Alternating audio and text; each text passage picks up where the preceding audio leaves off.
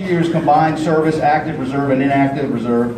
He's now an attorney in private practice. He's also the former chairman of the Republican Party in Virginia Beach, and he's come up here from Virginia Beach. So welcome, Chuck Smith. Thank you very much.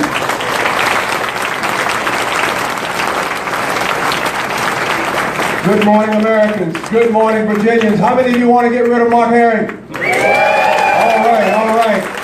Never before in the history of the United States has the Constitution been more at risk. Never before in the history of Virginia have the rights of man, the freedoms of Virginians, been more at stake.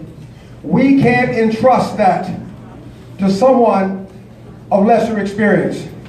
We must believe that going forward, that we will make this country, we will make this state proud, not just of Americans, but of the people who serve our great nation. Never ever before have we ever seen what Mark Herring is doing to our country.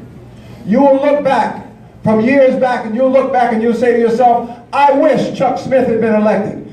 I wish we had someone else in that office. We, going forward, need to believe that this is a responsibility for all of us. Virginia needs an attorney general, but they need someone with passion. So let's give them the passion of George Washington, Abraham Lincoln, Ronald Reagan, Dr. Martin Luther King. Ladies and gentlemen, I've got that passion, and Mark Herring doesn't have it. He's not going to get it by November. Let's give them a Marine.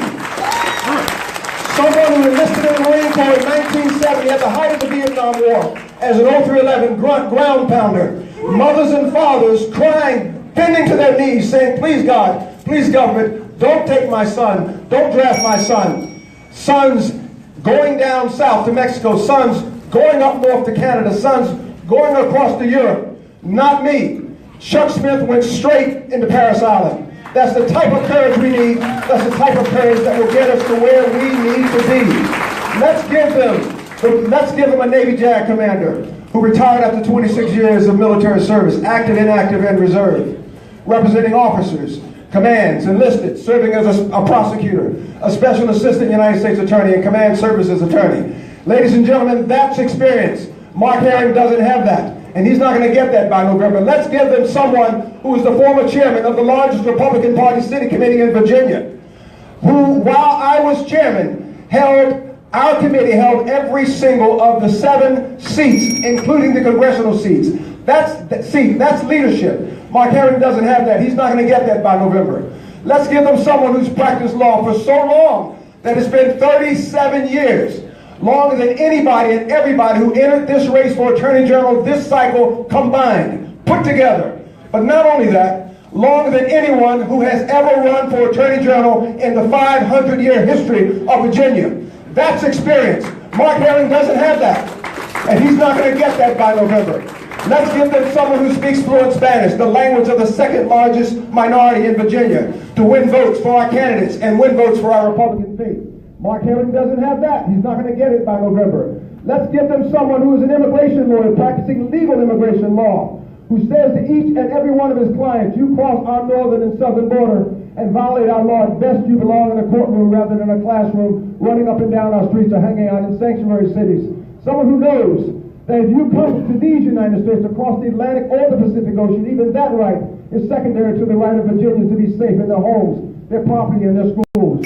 Someone who knows the difference between deportation and removal. Someone who doesn't need to get his knowledge of immigration law from CNN or MSNBC, who knows that the very definition of sanctuary cities is a conspiracy to violate the laws of the United States.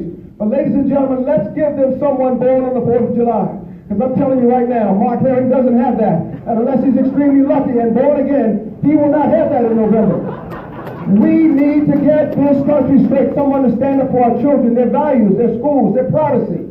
Someone to work to put God back in the classroom, God back in the courtroom, God back in our halls of justice. We need someone to stand up for law enforcement, stand down bad actors. Someone to stand up for our property rights, our privacy rights. We don't need more laws. We need to enforce the laws we've got. We don't need more refugee resettlements in Virginia until we protect the seniors and the citizens we've got. We do not need the conversation about grown men and boys trying to use the girls' bathroom, and we definitely do not need more terrorists running around this country. We need to get our Constitution back, because in that Constitution we'll find the promise of our Republican faith. the words of Abraham Lincoln, that we do not strengthen the weak by weakening the strong. Raise up the wage earner by tearing down the wage payer. Help the poor by destroying the rich. Or do for men and women permanently what they can and should do for themselves. In that Constitution, we'll find the promise of our diversity. The words of Dr. Martin Luther King, that this nation will rise up and live out the true meaning of its creed. These are the words that our leaders have taught, but these are the same words the Constitution of the United States has brought. People had paid the price. Our mothers, fathers, sisters, brothers, grandmothers, grandfathers. It was their faith and their courage that wrought. And that is that we as Republicans, we don't run from our courage, we run to it. Let's take this battle to Mark Herring. Let's not stop at the door of our faith. Let's open it and proudly go through it. Candidates running around Virginia, traveling the highways and the byways, onto the stages of freedom, I say, taking the pictures of life. Our job is not to run from the Constitution. Our job is not to limit, but to grow our faith in the Constitution. Not to decrease, but to increase our values under the Constitution. Not to minimize, but to maximize our vision through the Constitution. Then and only then do we become the party of Lincoln, the party of diversity, the party of vision, values, and faith.